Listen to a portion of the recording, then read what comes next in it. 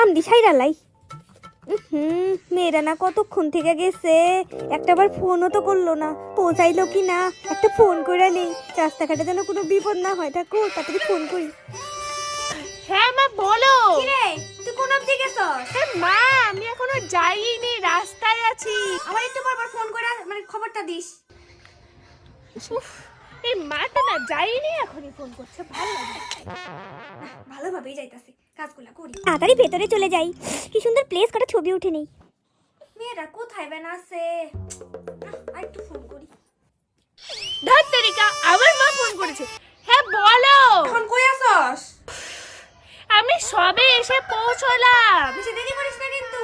মা এত টেনশন করো না, তো রাখছি ব্যাং, ভাল লাগে না। কাইটা দিল।